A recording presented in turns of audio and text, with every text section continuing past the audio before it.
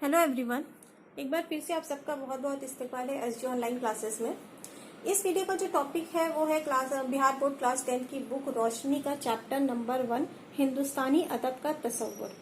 हिंदुस्तानी अदब, यहाँ पे उर्दू अदब की सिर्फ बात नहीं, यहाँ हिंदुस्तानी अदब की बात हो रही है। हिंदुस्तानी अदब किसे कहते हैं? यानी कि हिंदुस्तान में बोली जाने वाली और जबान उर्दू के अलावा उन सब की बातें इस चैप्टर में की गई है। आपकी जो बुक है रोशनी, उसमें भी क्या है, आपने जैसे देखा होगा जो चैप्टर दिए गए हैं या कहानियां या अफसाने, वो दूसरी जबान के अफसानों का तर्जुमा है। यानी कि हिंदुस्तानी अदब बहुत ज़्यादा फैला हुआ है। या मतलब कि आप मान लीजिए कि कश्मीर से लेके कन्याकुमारी तक या गुजरात से लेके बंगाल तक, तो जितनी भी ज़बानें बोली जाती हैं वो सब हिंदुस्तानी अदब में आता है। तो इस वीडियो में मैं आपको इस चैप्टर से रिलेटेड जितनी भी ऑब्जेक्टिव और सब्जेक्टिव क्वेश्चंस है या मेन पॉइंट है मैं वो आपको बताऊंगी। तो आप लोग इस वीडियो को पूरा देखिएगा, क्योंकि ये वीडियो जो है या ये चैप्टर है वो थोड़ा सा इम्पोर्टेंट भी है। ऑब्जेक्टिव के मद्देनज़र तो बहुत इम्पोर्टेंट है, क्योंकि इससे अक्सर सवाल पूछे जाते हैं। तो आइए हम लोग स्टार्ट करते हैं वीडियो को, लेसन को। लेसन स्टार्ट करने से पहले एक छोटी सी गुजारिश है कि प्लीज़ आप लोगों को अगर मेरा वीडियो अच्छा लगता है तो उसको लाइक कीजिए, कमेंट कीजिए और सब्सक्राइब कीजिए मेरे चैनल को। तो आइए हम लोग स्टार्ट करते हैं चैप्टर। पहले हम लोग ऑब्जेक्टिव क्वेश्चंस देखते हैं कि इस चैप्टर से ऑब्जेक्टिव क्वेश्चन किस तरह से आते हैं। पहला क्वेश्चन है, हिंदुस्तान में कितने खानदान सेना है? जवाब है 4। दूसरा सवाल है, हिंदी किस जबान का लफ्ज है? जवाब है फारसी। तीसरा सवाल है, हिंदी जबान किस बोली से निकली है? जवाब है खड़ी बोली। अगला सवाल है, हिंदी अदब का आगाज का जमाना कब से माना जाता है? यानी 933 से। अगला सवाल है, पंजाबी अदब के कितने अदवार हैं? अदवार दौर का जमा होता है। कितने दौर हैं पंजाबी अदब के? जवाब है 4। अगला सवाल है, हिंदी का पहला शायर किसे माना जाता है? जवाब है आचार्य सरहियार। सवाल नंबर 7 है, हिंदी अदब के जदीद दौर का आगाज कब से माना जाता है? जवाब है 1803 से, यानी फोर्ट विलियम कॉलेज का जो वक्त था तब से हिंदी अदब का जो है वो दौर का आगाज हुआ था। अगला सवाल है सवाल नंबर 8, उर्दू जबान किस बोली से निकली है? जवाब है खड़ी बोली। उर्दू और हिंदी दोनों जबान किससे निकली हुई है? खड़ी बोली से निकली है, इसलिए खड़ी बोली को उर्दू और हिंदी की माँ कहा जाता है और इसी वजह से उर्दू और हिंदी को सगी बहनें कहा जाता है। ये सवाल भी अक्सर पूछा जाता है कि उर्दू अदब में सगी बहनें किसे कहा जाता है, शायद आगे होगा भी। तो जवाब है खड़ी बोली। सवाल नंबर 9 है, उर्दू जबान किस जबान की सगी बहन है? देखिए जवाब है हिंदी। अगला सवाल है, उर्दू किस तहजीब की जबान है? जवाब है मुश्तरका। मुश्तरका मतलब मिली जुली तहजीब। अगला सवाल है सवाल नंबर 11, उर्दू के पहले साहिब दीवान शायर कौन थे? जवाब है कुली कुतुब शाह।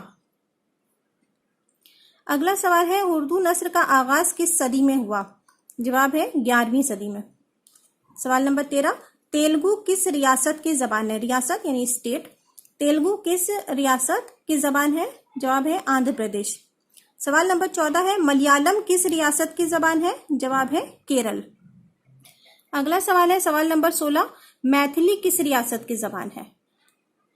जवाब है बिहार। सवाल नंबर 17 है, गुजरात रियासत की जबान क्या है? यानी कि गुजरात में कौन सी जबान बोली जाती है? जवाब है गुजराती।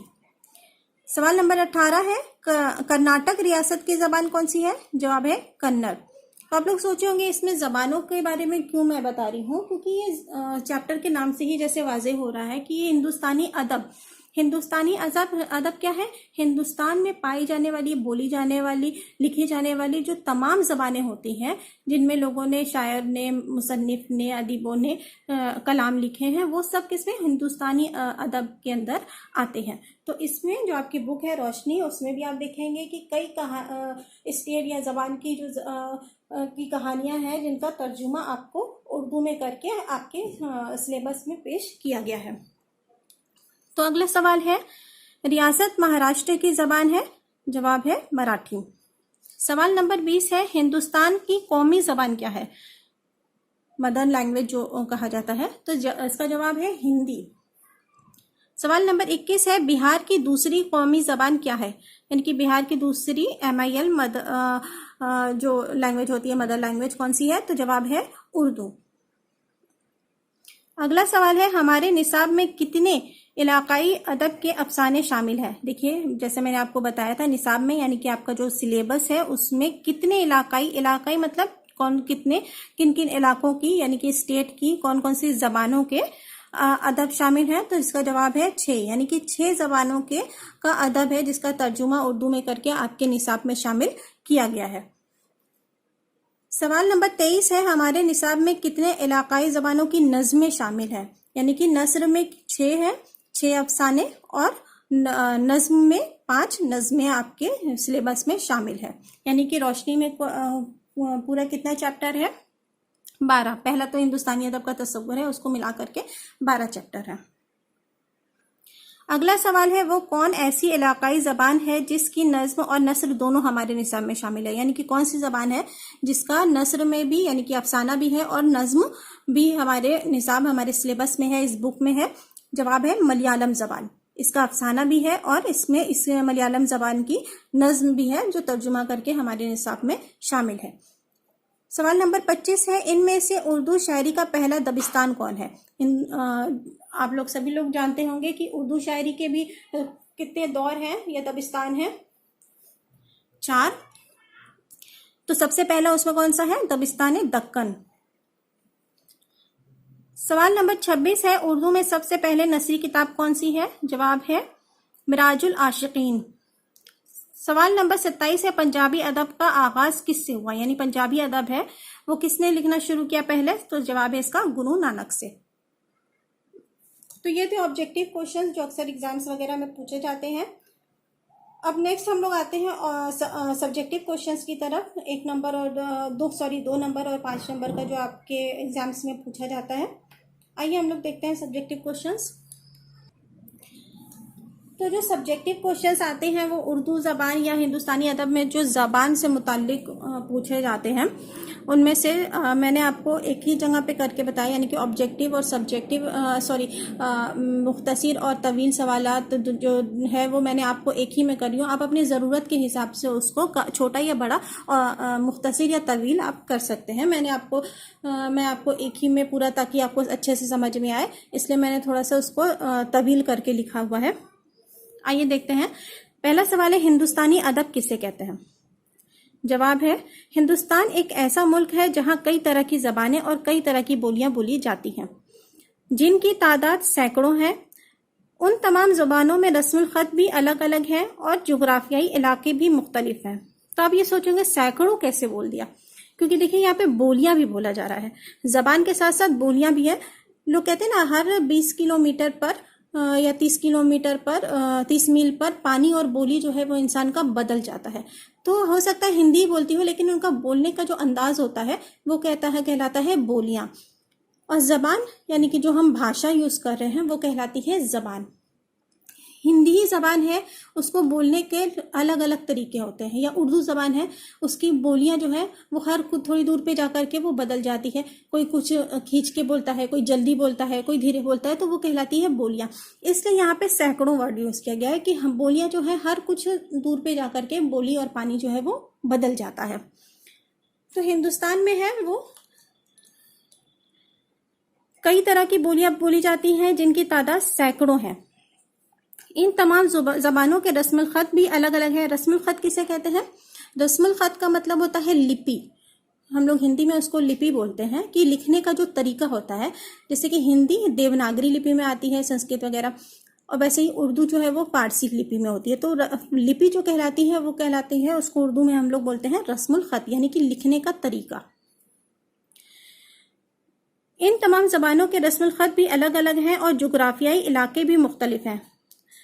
इसके बावजूद ये हिंदुस्तान की अदबी, लिसानी और तहजीबी यकजहती और कौमियत की मिसाल है। यानी कि बोलने का तरीका भी लोगों का अलग अलग है, इलाके भी अलग अलग हैं, जोग्राफियाई यानी कि भौगोलिक रहने की जगहें। लिसानी और तहजीबी यानी कि लिसानी मतलब ज़बान, और तहजीब यकजहती और कौमियत की मिसाल है। इसके बावजूद भी लोग कैसे मिलजुल करके रहते हैं, ये इसकी मिसाल है। हिंदुस्तानी अदब जो है, अलग अलग रस्म खत, जबान और इलाके के बावजूद इन जबानों का तख्लीकी अदब हिंदुस्तानी अदब की एक खूबसूरत तस्वीर पेश करता है। यानी कि यहाँ लोग जो है बहुत अलग अलग तरह के लोग रहते हैं, लेकिन फिर भी इतना ज़्यादा अलग होने के बावजूद भी जो यहाँ की ज़बानें हैं या यहाँ का जो हिंदुस्तानी अदब है वो एकता की एक खूबसूरत तस्वीर जो है वो पेश करता है। अगला सवाल है, देखिए 3 तरह से पूछा जाता है, आपकी बुक में भी ये दिया गया होगा। इलाकाई ज़बानें कौन कौन सी हैं, इनसे क्या मुराद है। हिंदुस्तान में मौजूद किसी 10 इलाकाई ज़बानों का, ये इम्पॉर्टेंट भी है, इसको देखिए मार्क किया हुआ है मैंने, क्योंकि ये अक्सर ही सब्जेक्टिव में आया है 1-2-4 बार ये क्वेश्चन। आगे है, हिंदुस्तान के आइन यानी कि संविधान में दर्ज ज़बानों के बारे में लिखिए। यानी कि हिंदुस्तान में कितनी ज़बानें पाई हैं, या फिर जो अहम ज़बानें हैं, या हमारे जो संविधान है उसमें कितनी ज़बानों का जिक्र किया गया है, इसके बारे में आपसे कैसे भी पूछता है हिंदुस्तान की ज़बान पे, आपको कैसे भी क्वेश्चन आता है तो आप जो मैं आपको आंसर बताने वाली हूँ आप वो लिख दीजिएगा, आपको अच्छे से नंबर मिल जाएगा। आइए देखते हैं आंसर।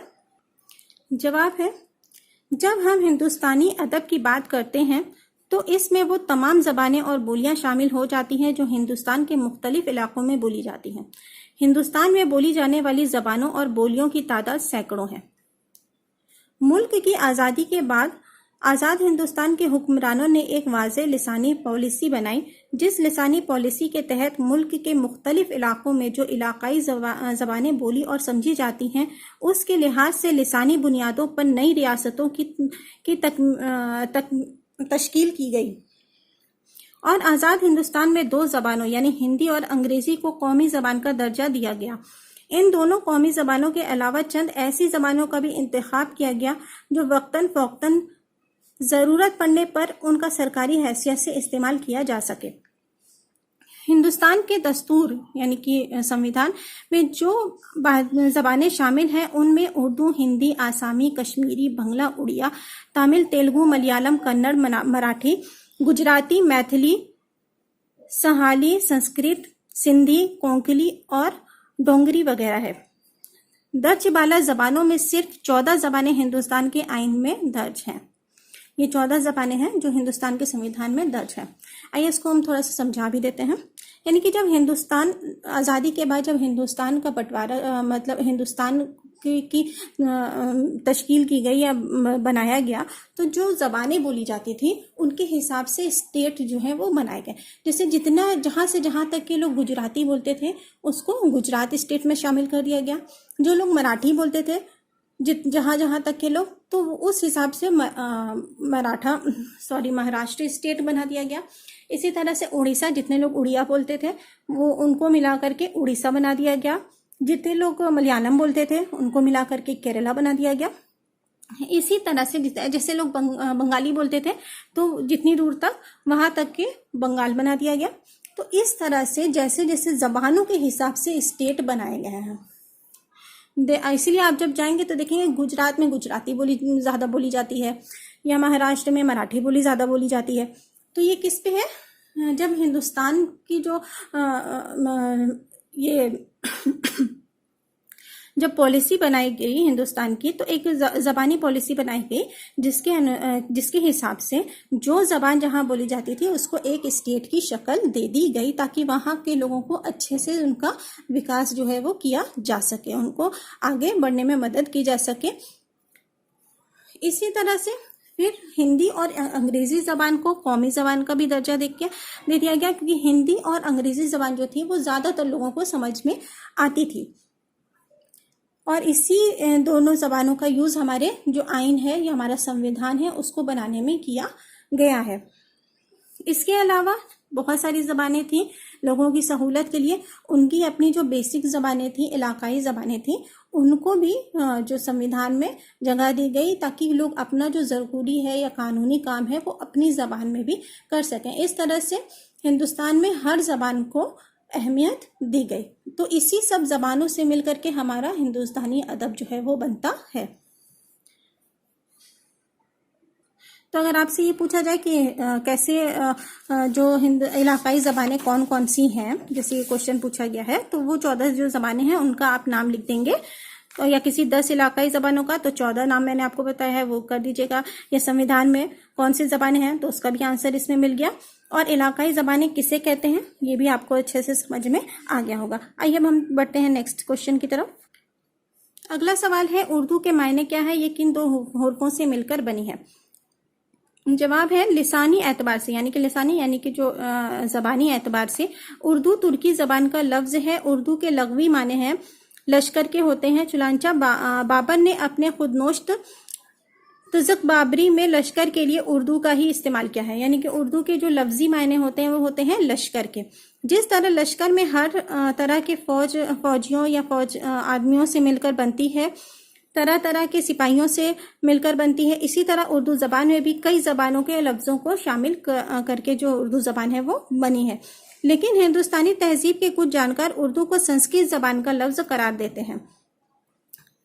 जो मशहूर मुहक्किक पंडित दत्तातर कैफी की तहकीक के मुताबिक, यानी उनकी खोज के मुताबिक, उर्दू जो है वो दो संस्कृत लफ्ज़ों से मिलकर बना है, अर और दू।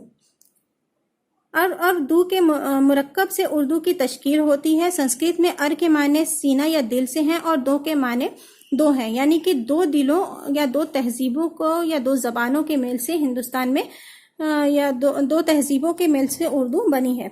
दो तहजीब कौन सी? हिंदुस्तान में हिंदू और मुसलमान दो कौमों की मेल से बनी है। दो कौमों के आपसी मेलजोल से उर्दू की पैदाइश हुई है। अगला सवाल है, उर्दू का ताल्लुक किस खानदानुल सना से है? 5 जुमलों में जवाब दीजिए। ये आपका मुख्तसर सवाल है। उर्दू का ताल्लुक हिंद आराई खानदानुल सना से है। हिंदुस्तान एक कसीर लिसानी मुल्क है जहाँ कम से कम 4 खानदानुल सना की ज़बानें बोली जाती हैं, यानी हिंद यूरोपी, हिंद आरियाई, डराविंडी और हिंद चीनी, खानदानुल सना वगैरह, जिसमें ज़्यादातर हिंदुस्तानी ज़बानों का ताल्लुक हिंद आरियाई खानदानुल सना से है। उर्दू का ताल्लुक भी इसी खानदान से है। हिंदी और उर्दू दोनों खड़ी बोली की पैदावार हैं, इसलिए उर्दू और हिंदी को दो सगी बहनें कहा जाता है। अगला सवाल है, उर्दू के आगाज़ और इर्तिका पर एक मजमून लिखिए। देखिए ये एक बहुत इंपॉर्टेंट क्वेश्चन है और अक्सर जो है वो आया है एग्जाम्स में। तो आइए देखते हैं हम लोग उर्दू का आगाज़ और इर्तिका, यानी कि उर्दू कहाँ से शुरू हुई, और इर्तिका यानी कि कैसे उसको आगे बढ़ी या परवान चढ़ी। जवाब है, उर्दू हिंदुस्तान की एक मकबूल और शीरी ज़बान है। यह खालिस हिंदुस्तानी ज़बान है, बल्कि इस मुल्क के मुश्तरका तहजीब की अलामत भी है, यानी कि मिली जुली तहजीब की अलामत है।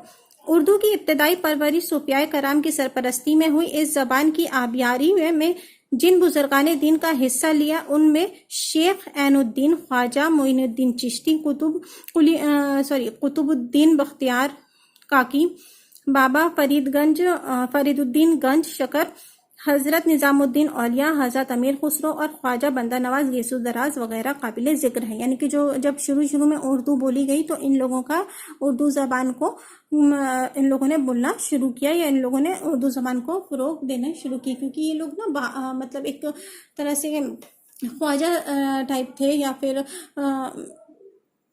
लोगों का ज़्यादा रब्त ज़ब्त रहता था, तो अपनी बात समझने और समझाने के लिए इन लोगों ने उर्दू ज़बान को ही क्योंकि उर्दू ज़बान फ़ारसी और संस्कृत और खड़ी बोली के बनिस्बत आसान ज़बान थी, इसलिए इन लोगों ने उर्दू ज़बान को ही अपनाया। फिर 16वीं सदी में इस ज़बान को फ़रोग़ हासिल होने लगा और दक्कन के इलाकाई मुस्लिम हुक्मरानों ने उर्दू की सरपरस्ती की। उर्दू को फ़रोग़ हासिल होने लगा, तब वो शोराए कराम को मंजूर नज़र बन गई। तो लोगों ने पहले उर्दू बोलना और अपने काम के लिए उर्दू ज़बान का इस्तेमाल करना शुरू किया। तो उसके बाद फिर जो शोहरा थे दक्कन के, उन लोगों ने उर्दू ज़बान को अपनाया और उसमें कलाम कहने लगे। वो शोराए कराम को मंजूर नज़र बन गई।